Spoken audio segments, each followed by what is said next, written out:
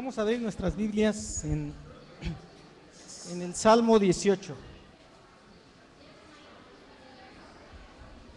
Recuerden que estamos leyendo la palabra de manera expositiva en el Antiguo Testamento. Estamos en el libro de Reyes, en el primer semestre del año. Entonces, en las predicaciones que siguen, vamos a continuar con el Evangelio de Juan. Pero en esta ocasión vamos a hacer un pequeño paréntesis y vamos a analizar uno de los preciosos salmos que escribió David, que es el Salmo 18. Vamos a leer nada más los primeros 6 versículos. Nos ponemos de pie para dar lectura a la palabra. Leemos todos juntos, Salmo 18, 1. Te amo, oh Jehová, fortaleza mía, Jehová, roca mía y castillo mío, y mi libertador, Dios mío, fortaleza mía, en él confiaré, mi escudo y la fuerza de mi salvación, mi alto refugio. Invocaré a Jehová, quien es digno de ser alabado, y seré salvo de mis enemigos. Me rodearon ligaduras de muerte, y torrentes de perversidad me atemorizaron. Ligaduras de Seol me rodearon, me tendieron lazos de muerte. En mi angustia invoqué a Jehová y clamé a mi Dios. Él oyó mi voz desde su templo, y mi clamor llegó delante de él a sus oídos. Vamos a orar. Señor, te damos gracias en esta mañana, Padre, gracias porque nos permite, Señor, el leer, escudriñar un poco de tus escrituras, Padre. Gracias, Padre, por este hermoso libro, este hermoso legado que es tu palabra, Padre, y que nos has dejado. Bendice a tu iglesia, bendice a mis hermanos aquí reunidos, Padre, a ellos y a mí. Danos algo especial, Señor, en esta mañana, Dios Todopoderoso, de tu bendita palabra. Gracias por cada uno de ellos, bendícelos, Señor, y en el nombre de Cristo Jesús pedimos, Señor, tu asesoramiento, Señor, pedimos tu amor, tu misericordia, Señor, en el nombre de Cristo Jesús. Amén. Bien, pueden sentarse.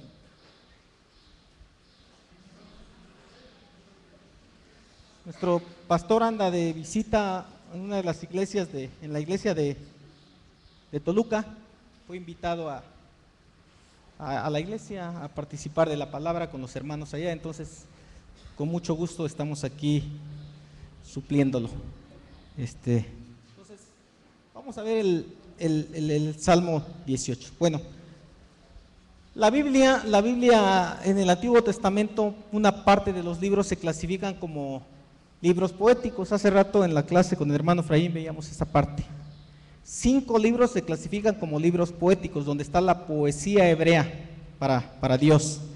Pero en realidad los estudiosos de la palabra, como nuestro hermano Martínez, un hermano sudamericano que estudia la hermenéutica, estudia la Biblia, dice que un 40% aproximadamente del Antiguo Testamento es poesía hebrea, poesía bíblica. A diferencia de la poesía tradicional, occidental, la que conocemos, donde tiene ciertas reglas, una importante es la rima.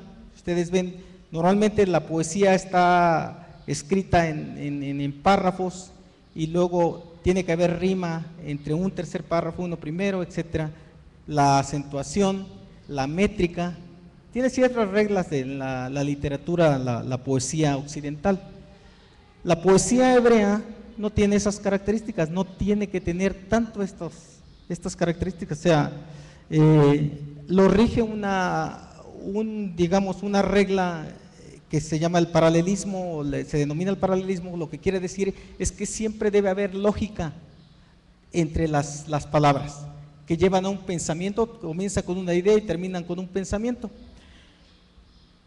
Los libros poéticos, pues está Job, están los Salmos, están Proverbios, Eclesiastés, Cantares, etcétera. Los más importantes que se consideran son los Salmos, porque es una forma de alabanza a Dios. Y bueno, yo creo que dentro de estos Salmos, el principal poeta hacia Dios fue David. Cuando vemos sus oraciones o vemos sus salmos, qué manera de alabar a Dios. y un personaje que estaba hecho, por eso se dice que es un hombre conforme al corazón de Dios, un hombre amigo de Dios, o sea, estuvo tan cerca de Dios con lo que escribió que nos deja, o sea, un hombre amaba en realidad a Dios, lo amaba y aún, aunque falló, se arrepintió y finalmente pues tuvo consecuencias, su pecado tuvo consecuencias, pero Dios lo perdonó, o sea, era conforme al corazón, era como nosotros, o sea, el hombre sufrió, el hombre padeció, el hombre tuvo fallas, pero se levantó. La Biblia nos narra, la Biblia es el único libro que de los personajes nos narra lo bueno y lo malo. Normalmente una bibliografía de algún personaje solo habla las cosas buenas, de los héroes. Si ven de Juárez, por ejemplo, los libros, la historia habla las cosas buenas, pero no se dice cosas como que le ofreció a los norteamericanos toda la península de Baja California a cambio de que sacara de aquí a los franceses. Y eso es, si se van ya más a los escritos, a la historia, que además no es tan antigua, tiene 200 tantos años, podrían ver eso y muchas fallas que como humano tuvo Juárez, pero no, la historia no dice eso, nada más dice las cosas buenas, y así cada personaje que busquemos de la historia tuvo cosas muy malas y lo hicieron héroe y allí permanece. La Biblia nos narra de los personajes cosas, lo bueno y lo malo. El único personaje que habla solo cosas buenas, pues es Jesucristo, pero Él es nuestro Dios, Él fue perfecto, el único sin ningún pecado, el único que fue tentado pero no cometió pecado, aún siendo 100% hombre, no. De los demás, todos los personajes que aparecen en la Biblia de alguna manera se equivocaron como humanos como nosotros, que tenemos fallas. David es un ejemplo de poesía hacia Dios. Entonces vamos a analizar este Salmo 18 en algunas de las palabras que dice aquí, en los primeros versículos. Bien, miren, la primera palabra que dice en el versículo 1, te amo, oh Jehová, el amor, lo que demuestra que es el amor hacia su Dios, dice. En todo momento hay que declarar el amor a Dios. Es bien difícil, luego decimos en mis oraciones ya no sé qué decir. Empieza en tus oraciones, en tu devocional, diciéndole al Señor, diciéndole a tu Dios que lo amas. El Señor quiere escucharlo. Nos cuesta trabajo, hay cosas que nos cuesta trabajo, incluso a veces decirle a nuestros hijos, te amo hijo, o el hijo decirle al padre, mamá, papá, te amo. Nos cuesta trabajo porque nuestra cultura, nuestros padres, no, pues a mí no, a mí jamás mi padre me dio un beso, pues sí, pues no te dio, pero ahora tú puedes hacer eso diferente, ahora en Cristo mucho más.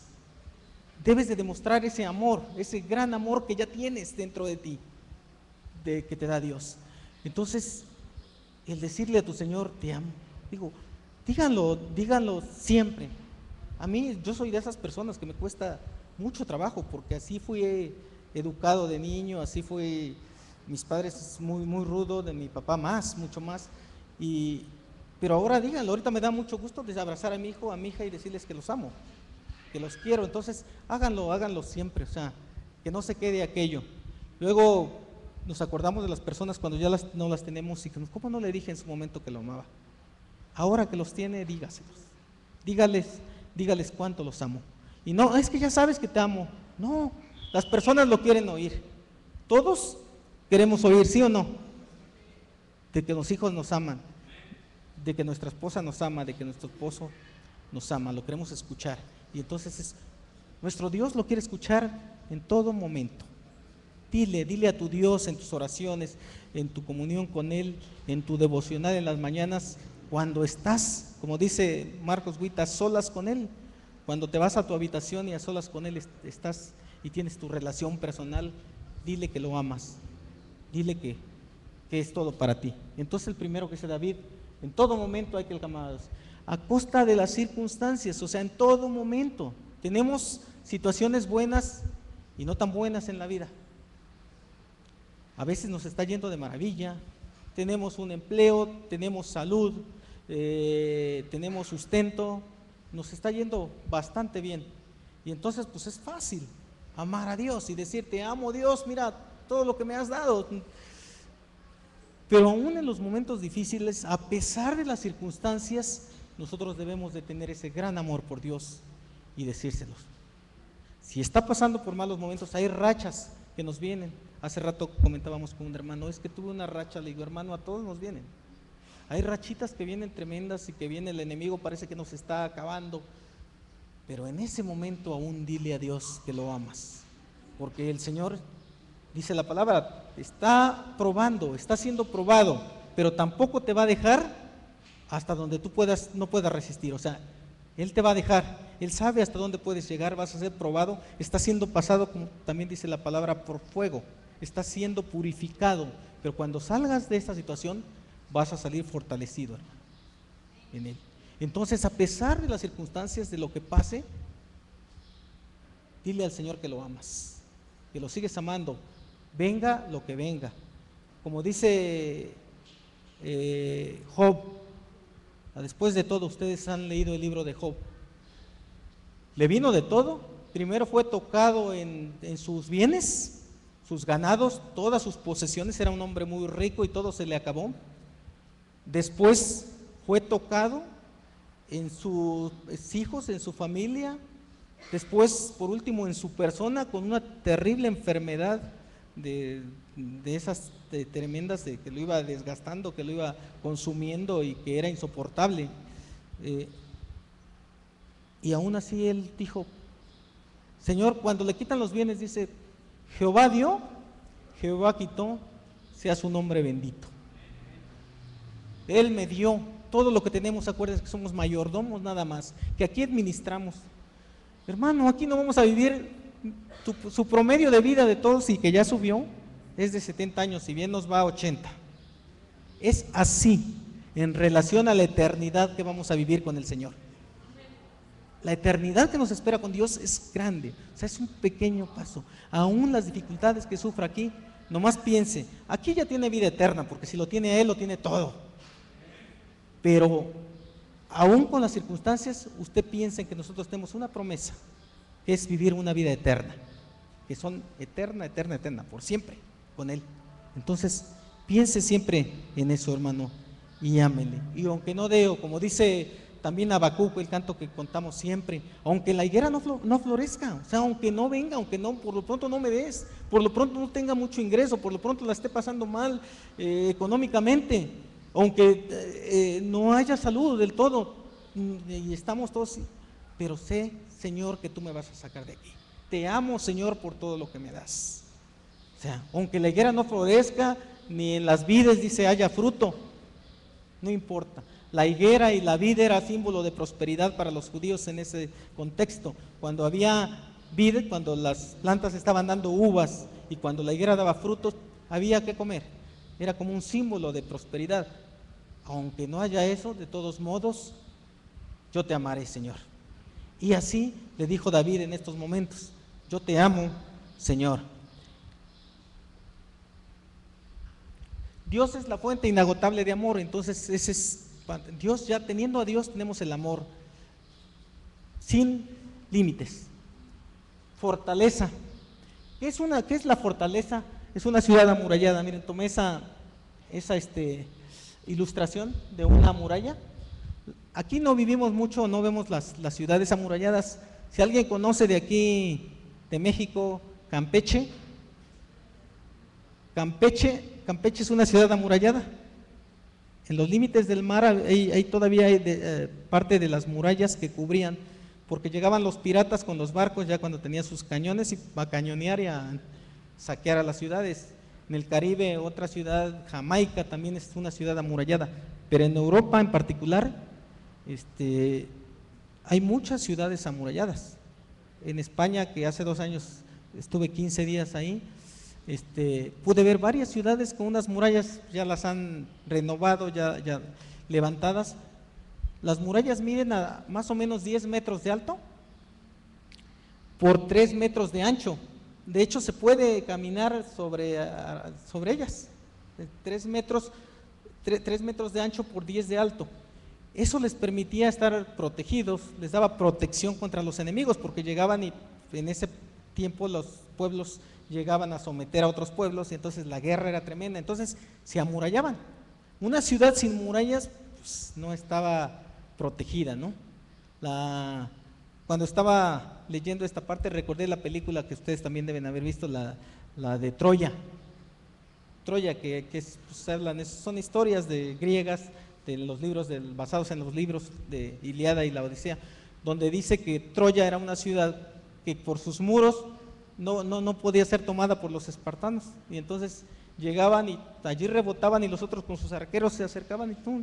Y allí en la película nos narra, ¿no?, cómo se acercaban y con los arcos los acababan, con las flechas y eso, o les tiraban rocas de arriba, los acababan, y no había forma, no había cañones ni el armamento actual, sino todo era de espadas, de hierro, lanzas, etcétera, y no podían. Entonces las murallas significaban algo importantísimo para los pueblos, entonces era una fortaleza, una ciudad amurallada era una fortaleza existente. El mismo Nehemías nos narra cómo cuando la ciudad estaba siendo, dice que saqueada y estaba siendo destruida, Dios, el rey lo manda o le da permiso para que vaya a reedificar, y es el encargado de reedificar las murallas de la ciudad, levantar las puertas y las murallas de la ciudad, porque entraban y saqueaban a la ciudad. Entonces las murallas en ese entonces eran importantísimas. Entonces una ciudad que estaba perfectamente protegida, amurallada, era una fortaleza. Entonces la fortaleza se daba con las murallas, y David se refiere a esto y le dice que es su fortaleza, su fortaleza.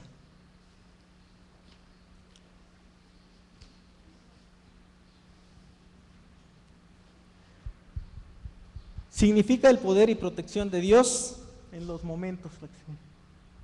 Entonces, en los momentos de ataques, busca tu fortaleza. Tu fortaleza es Dios.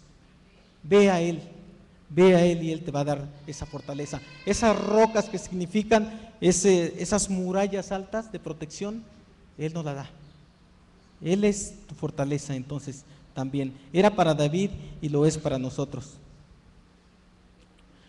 Nunca busques, normalmente lo que hacemos es cuando estamos siendo atacados por el enemigo, por diversas circunstancias, buscamos defensa con nuestros propios medios. Siempre agotamos primero, a ver, ¿qué hago? Pues tengo esto, tengo este recurso, tengo el otro. Siempre agotamos nuestros recursos y después buscas la fortaleza de Dios. Dios quiere, así como David, no, tú eres mi fortaleza, o sea, primero voy a ti. ¿Para qué me desgasto? Tengo un todopoderoso que puedo ir a Él y Él me va a proteger de todo lo que venga. Entonces, siempre nos desgastamos, siempre utilizamos nuestros recursos, y cuando digo, bueno, ya agoté esto, aquello, ahora sí ya, no tengo más a quién recurrir. Y entonces recorremos a Dios, y entonces hasta ese momento dejamos pasar mucho tiempo, y hasta ese momento vamos, inclinamos nuestras rodillas y entonces le decimos, aquí estoy, Señor. Vengo a ti, lo busco como fortaleza. Búsquelo antes, hermano. De inicio búsquelo y que Él sea su fortaleza para que pueda usted estar. ¿En qué mejores manos puede estar si no es en Él? Entonces busque su fortaleza de inicio. Él nos va a dar la fuerza necesaria para hacer frente a la vida. Él es nuestra fuerza, Él es nuestra fortaleza. Así como le dijo David, tú eres mi fortaleza. Y miren que cuando escribe este Salmo 18 es cuando estaba siendo atacado, perseguido por el mismo Saúl. Y fue en el momento también cuando, ¿se acuerdan que en las predicaciones que hemos visto incluso le dieron asilo los propios filisteos? Pero llegó el momento en que ya él lo desconocen, cuando a la muerte de Saúl lo desconocen. Entonces no solo antes tenía ataque de Saúl, sino también de los pueblos, ya directamente era atacado. Entonces cuando Dios lo libera de todo esto, cuando ya es la transición de que ya lo nombren rey, escribe este salmo. Tú eres mi fortaleza, porque lo había vivido en carne viva, porque además anteriormente sabía que el pueblo había sido protegido, que era su fortaleza porque el pueblo había sido protegido de la esclavitud y había sido protegido de los pueblos que los rodeaban.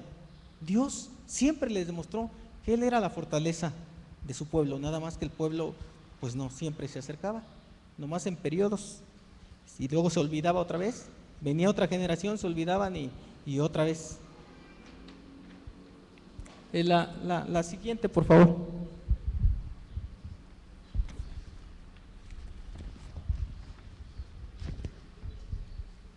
Roca mía, también le dijo. Y en varios de los salmos se expresa así, roca mía, diciéndole al Señor, roca mía.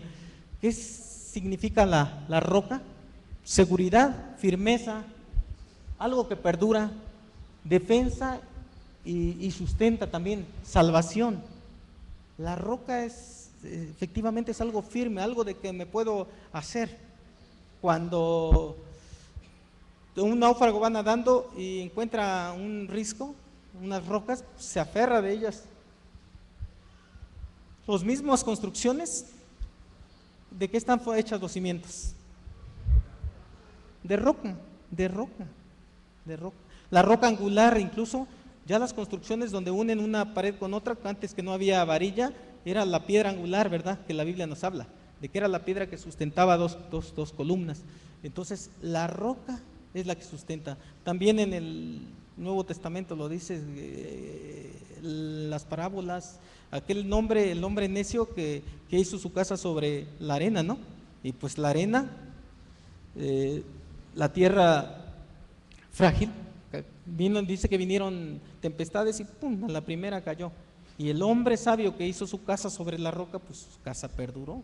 Entonces, por eso los cimientos de de las principales construcciones son roca, mucha.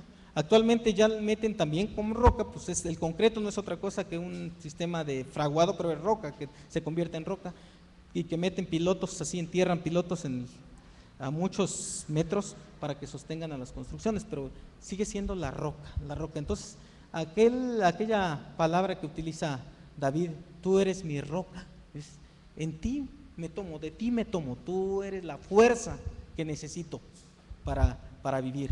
También una expresión muy hermosa de parte de David a su Dios, diciendo, tú eres mi roca, tú eres mi defensa, tú me sustentas, tú me salvas, me afianzo en ti. Entonces la invitación es esa, hermanos, actualmente igual, sigue vigente. Tómate de la roca, cimiéntate en la roca. Antes que empieces cualquier cosa, cimiéntate en ella. Si tus cimientos están bien, lo que vayas construyendo va a ir muy bien. Todo va a ir bien. Si no, se cae. En los jueguitos esos de los palitos, que no sé si lo han hecho, cuando van construyendo y cuando le ponen buen cimiento, van haciendo su torrecita y va creciendo y no pasa nada, ¿no? Pero cuando le ponen unos cimientitos, conforme van subiendo se derrumba. Entonces, así, sustentemos nuestra vida siempre en Dios. Primero susténtala en Él, luego puedes hacer muchas cosas. Luego debes prepararte, luego debes esforzarte, etcétera, en la vida secular y lo demás.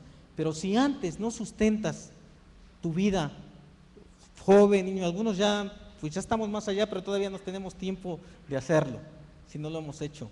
Sustenta tu vida en Dios. O sea, si lo sustentas en Él, es importante muchas cosas. Es importante una pensión, asegurar para la vejez. Es importante tener una cuenta bancaria para la educación de los hijos. Es importante tener unos bienes. Es importante tener una casa. Es importante etcétera. Es importante prever para el futuro.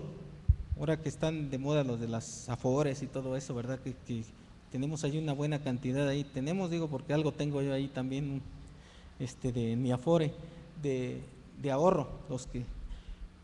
Pero lo más importante es que tu cimiento, que tu sustento sea Dios. Jóvenes, háganlo desde ahorita, sustenten su vida, sustenten su futuro, sustenten lo que venga, lo que Dios les vaya a preparar. Si ustedes lo sustentan en Dios, si ustedes lo cimentan en Dios, si Dios es su roca y de donde están cimentando esto, lo que hagan, todo va a estar bien hecho. Todo va a ser bien, porque va a ser bendición de parte de Dios. Siguiente, por favor. Castillo. Digo, los castillos son preciosos, ¿no? Hasta de cuentos de hadas, ¿no? Por eso es el símbolo de Disneylandia ahí en los castillos famosos. Pero de verdad son tan preciosos los castillos. Aquí nomás tenemos es el de Chapultepec, que sí fue un castillo que le hicieron a un monarca que trajeron de Austria. Pero en Europa es muy común los castillos, en Europa, en Asia, en toda la África, todos los lugares donde se desarrollaron las primeras culturas, los castillos eran importantes, donde vivían los reyes, los monarcas. Entonces hacían este tipo de construcciones tremendas, imagínense así. En primera también eran paredes anchísimas, que daban seguridad también a la gente. Después hacían torres grandes que les permitían vigilar. También tenían sus vigías allí, que cualquier ataque pues tenían protección. Pero pues eran mansiones donde vivía la realeza. Eran mansiones, o sea, vivir allí en un castillo era pues, de la realeza, no cualquiera vivía ahí. Entonces, el decir la expresión castillo mío es algo, pues, morada, mi casa, tú eres mi castillo. Algo hermoso, algo que al mismo tiempo que le daba protección, seguridad, era una mansión preciosa. Bueno, actualmente todos tenemos esa parte, ¿no? ¿Cómo nos sentimos cuando llegamos a nuestra casa? ¿Cómo nos sentimos en casa? Seguros, por supuesto. Anhelamos, llegamos a casa y felices, ay, se sienta usted en su sillón piojoso que tiene, ay. Digo, porque así es mi sillón piojoso. Cada quien tenemos nuestro lugar, mi silloncito preferido, no es el mejor, pero ese lugar es donde nos sentimos a gusto. Nos quitamos los zapatos y a gusto, estoy en mi hogar, en casa. Esa es la morada, el castillo. Pero el castillo además precioso. Nosotros tenemos casitas la hermosa que Dios nos dio y todos, pero a todos como Dios nos los esté dando. Pero a él, imagínense, decía mi castillo, tú eres mi castillo. Mi morada preciosa, mi morada de rey, porque a fin de cuentas, pues nosotros somos hijos de un rey. ¿No es así? Una vez le comentaba a una persona así que, es que yo soy hijo de un rey. Y estás pero como que loco, ¿no? La Biblia dice, le digo, mira, la Biblia dice, y le saqué, pues me dio la oportunidad de decir, mira, la Biblia dice que si le amamos y le aceptamos, somos adoptados, somos sus hijos, y entonces soy hijo. Y como Él es un rey, Él es rey de reyes y señor de señores. Y entonces yo paso a ser su hijo, entonces paso a ser como algo así como un príncipe, ¿no? Y Pedro lo dice, Pedro, me encanta cómo lo dice Pedro, vosotros sois linaje escogido, real sacerdocio, pueblo escogido por Dios. O sea, es usted de la realeza. Entonces, por eso anhela ese castillo. Y el castillo aquí lo habla en sentido figurado. Esa es otra de las características de la poesía hebrea, que siempre se habla en sentido figurado, en parábolas, en un lenguaje de imaginación. Así es, tú eres tú, Señor, tú mi Dios eres mi castillo. Que anhelo tener mi castillo. Entonces, los cuentos nada más hablan de que a las plebeyas cuando se casan con el príncipe iban al castillo, ¿no? Nosotros podemos ir a ese castillo desde ahora, castillo mío. Podemos habitar tranquilamente. En Proverbios 18:10, no sé si alguien lo tenga por allí, Proverbios 18:10, que lo lea por favor fuerte para todos. El primero que lo encuentre.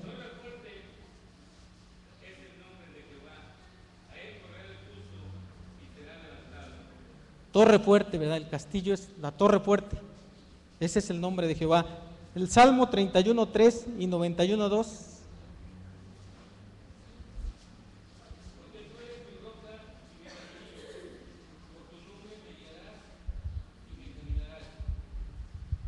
Tú eres mi castillo. 91:2.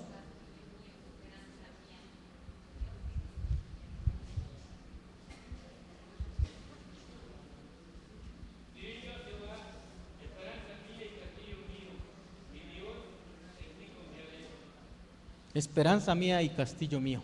También otras palabras de David. Entonces, Dios es nuestro castillo. Siguiente, por favor.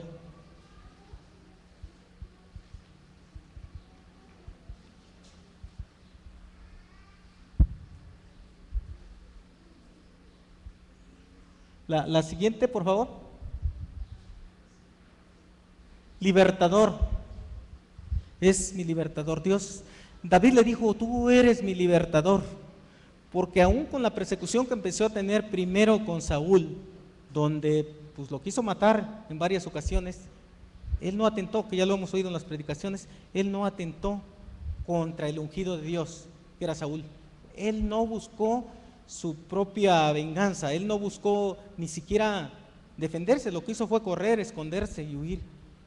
Pero dijo al final, tú eres mi libertador, porque Dios puso las cosas en su momento murió Saúl, murieron muchos de sus perseguidores. Allí los primeros capítulos del libro de Samuel, del segundo libro de Samuel, nos narra esa parte, y entonces fue liberado. Dijo, tú eres mi libertador, tú me liberaste.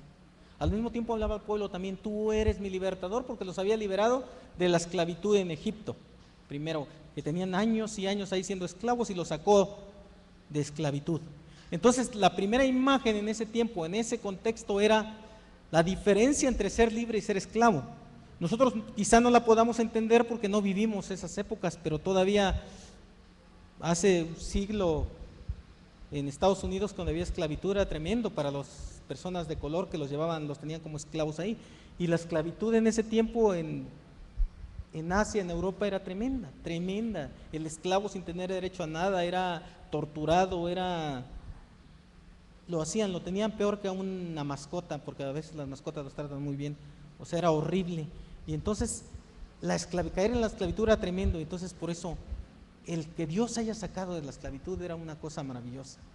Dios, tú nos libraste, y los libró de la esclavitud después contra los pueblos paganos que querían someterlos, porque eso era, cuando había un sometimiento de un pueblo a otro, los hacían sus esclavos, y entonces los hacían que hicieran lo que ellos pedían. Entonces por eso eres el libertador en ese contexto, decía David.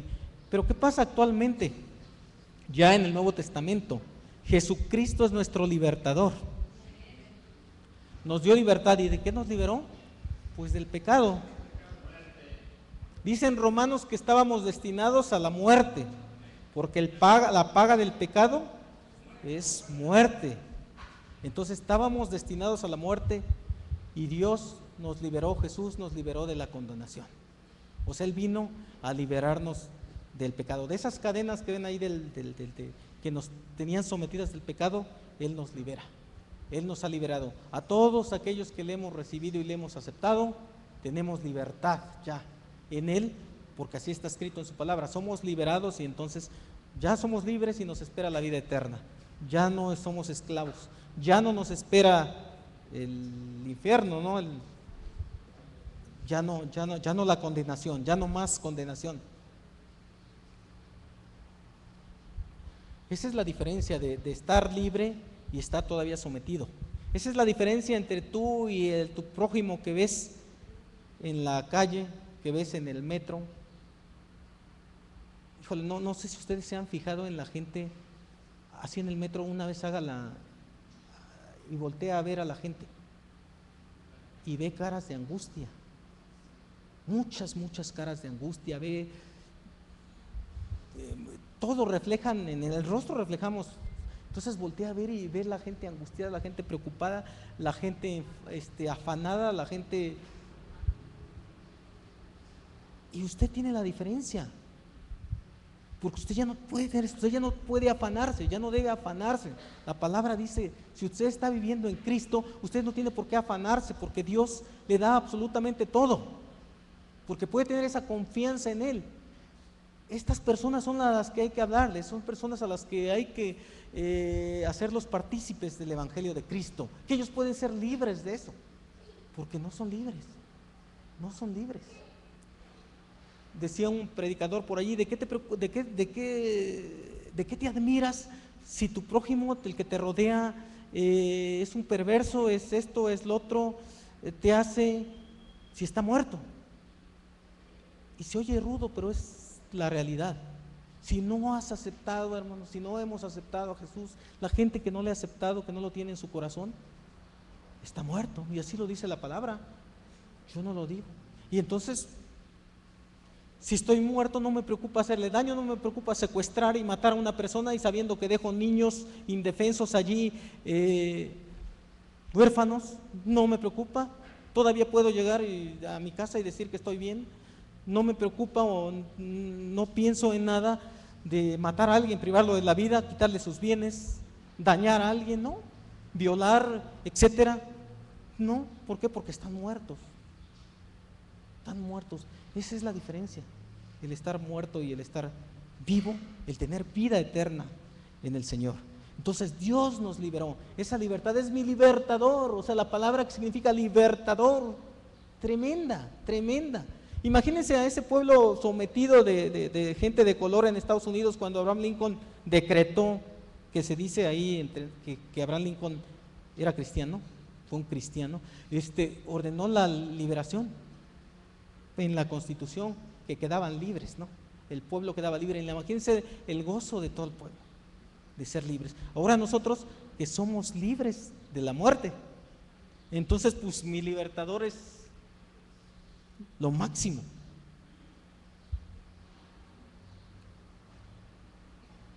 Dice en Isaías 61, 1, que vino a dar libertad. Está hablando por supuesto de Jesucristo en Isaías ya. Dice que vino a dar libertad a los cautivos y a los presos, apertura de la cárcel. Y se está refiriendo a eso, venía a libertar de eso, del pecado. El pueblo entendió mal porque creyó que venía a liberarlos del yugo romano. No, el Señor venía a nacer humildemente, pero venía a libertarnos de la esclavitud del pecado. Venía a darnos otra libertad más grande, ¿no? ¿Qué era esa? La libertad.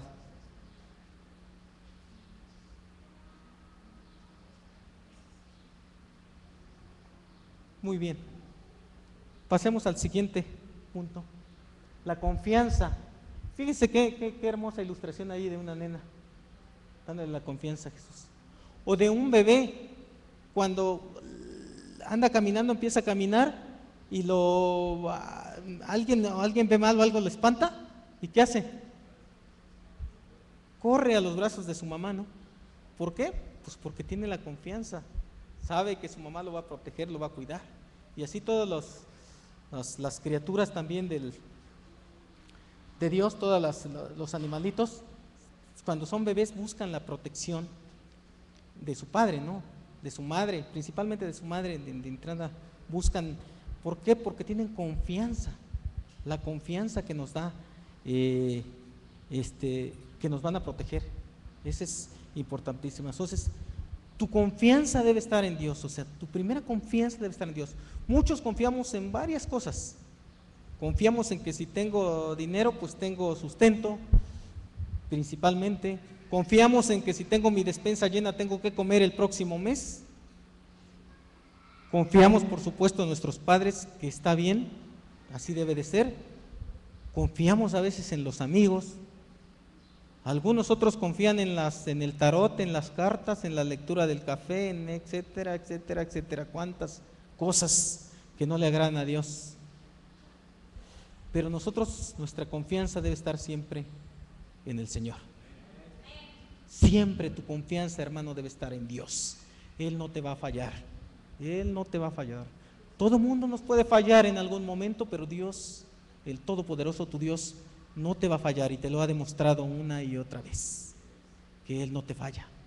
Entonces, no confíes en otras cosas, confía en Él primero, que tu confianza esté 100% en Él. Pon tu confianza en Él, en el Todopoderoso, que jamás te va a defraudar. Dice en Juan, hay muchos versículos que pude ver donde habla de la confianza en Dios, pero en Juan 6:68 dice, ¿a quién iremos? Tú tienes solo palabras de vida eterna. O sea, ¿a quién puedes ir después de Él? O sea, ¿en quién puedes? En Él nada más. Él es el único. Él tiene palabras de vida eterna para ti. Él es el único. Todo mundo te puede fallar. Y ahora, mucho más. Antes, de veras que la confianza era, tú tenías confianza en el vecino, tenías confianza en X persona, ayudabas a las personas porque tenías confianza que lo que te estaban diciendo era verdad, Si te llamaban por teléfono, tú confiabas. Le confiabas tus hijos hasta el vecino, le confiabas tus hijos hasta allá. Dígame ahora quién confía. Sus hijos jugaban en la calle, no había programa, todos los encerramos y los enclaustramos. No hay confianza. Estamos en una sociedad de desconfianza. Desconfiamos absolutamente de todos. Sí, pero ¿por qué? ¿Y qué? ¿Pero qué? Y no, y hasta un niño, luego acaricia y le toca en la cabeza porque no tienen confianza. O sea, luego lo podemos hacer de buena fe y acariciar a un niño, pero ya está el niño a la defensiva. O sus papás, si es un niño que no conoce y nada más le quiere una caricia, ya están a la defensiva porque está así la situación. De que, ¿qué pasa, no? ¿Qué? Sí, pero ¿por qué no? Hace rato vi una persona que dijo que es cristiana, incluso me dio referencias de la iglesia de donde está, pero aparte está en el municipio, y dijo: mira, ando visitando las iglesias porque quiero ver qué se les ofrece y todo. Pues mi primero y venía preguntando por el pastor, por supuesto, y lo atendí. Y mi primero fue: pues, ¿quién eres? ¿De dónde eres? ¿O qué quieres? No, y les quiero tomar fotos, no. O sea, es ya la protección, es la desconfianza hacia la gente. Entonces, ahora más que nunca tu confianza debe estar puesta siempre en Dios. Siguiente, por favor. Escudo. Miren, también ahí encontré esa imagen de un escudo. Obviamente estamos hablando de más o menos 1000 años antes de Cristo que se escribe este salmo. O sea, 2000, 3000 años, hace 3000 años. Los escudos eran armas defensivas. Eran de hierro, eran unos... todos han visto de alguna manera en películas o esto, las imágenes, eran estos tipos de herramientas de hierro que los cubrían de las flechas. Si les lanzaban una flecha, ponían el escudo y la flecha se estrellaba ahí. Si les lanzaban un dardo, también ahí se estrellaba, etcétera. Si los embestían con una espada, también se podían proteger con esto, ¿no? Con estos escudos. El escudo daba de alguna manera protección, seguridad a la gente. Actualmente los militares siguen usando ciertos escudos. El casco es un escudo. El casco les protege, también son de acero y los protegen, etcétera. Muchas partes de la indumentaria de los militares son escudos. Te protege de los ataques del diablo. En el Nuevo Testamento, ya en Efesios, dice que el escudo simboliza la fe, ¿no? Como una vestidura, como una armadura que te protege. El escudo simboliza tu fe que tienes ante todo. Entonces, tu escudo es tu fe que te va a proteger contra los dardos del diablo, contra el ataque del diablo, porque allí mismo en Efesios dice que nuestro pleito no está así como gente carnal, así como...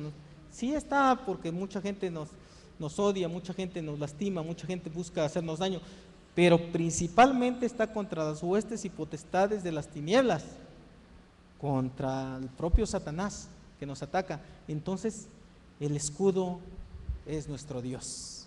Mi escudo, al que voy a ir, que voy a buscar, siempre me lo voy a poner de protección, es a mi Dios. Tú, Señor, protégeme de todo. Yo no voy a hacer, siempre buscamos, pero nos hicieron y busco, pero voy a ver cómo le hago No, hermano, déjelo en las manos de Dios y va a ver que Él va a hacer justicia. Muchas veces injustamente somos ofendidos, injustamente somos maltratados, pero déjelo siempre en las manos de Dios. No busques su justicia, como decía el canto de hace rato. Si mantienes tu paz, Él va a pelear tu batalla y te va a dar la victoria. O sea, Él te da la victoria. No busques tú defenderte por tus medios o agredir también. Si me dijo, yo también le voy a decir. Sí. No, déjalo en sus manos. Que Él sea tu escudo, que Él sea tu fortaleza. Siguiente, por favor.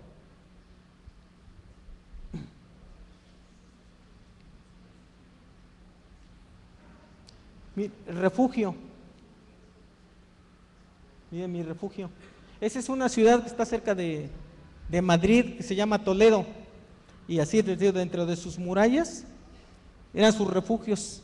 Así más o menos, miren, arriba está la mansión y cómo estaba de de protegida con roca, y lo que les decía, podían caminar allí dentro de las murallas.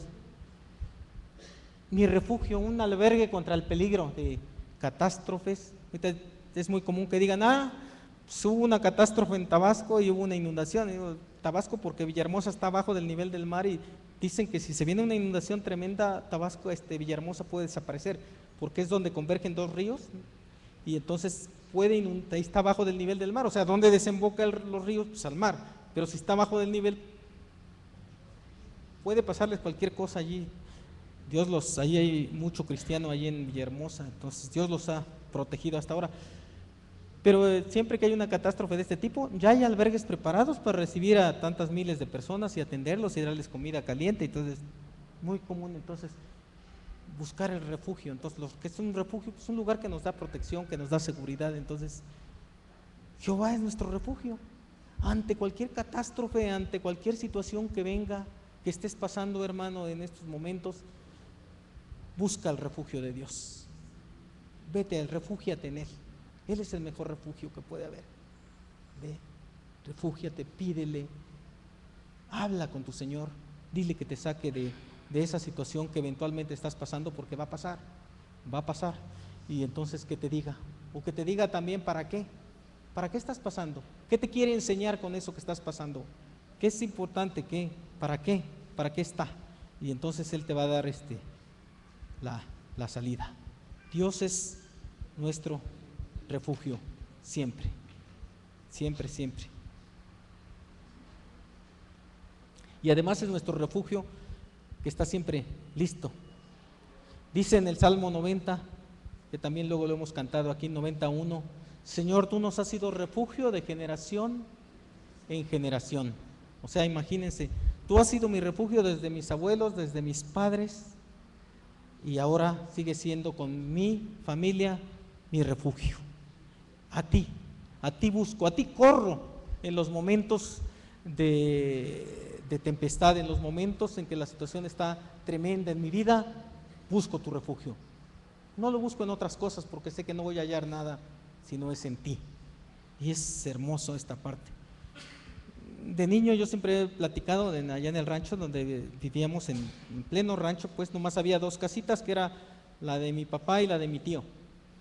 Mi tío era cristiano, yo cuando nací yo ya conocía, dicen que antes tomaba mucho, mi tío que era tremendo, cuando yo nací ya conocía a un tío cristiano. De hecho, mi ejemplo de cristiano siempre fue mi tío. De niño, una persona íntegra, cuando conoció a Dios, no, un ejemplo, ¿no? Muy ejemplo. Entonces su casa estaba más o menos a unos 500 metros de la casa de nosotros, y se venían las tempestades allá en estos tiempos de lluvias de junio, julio,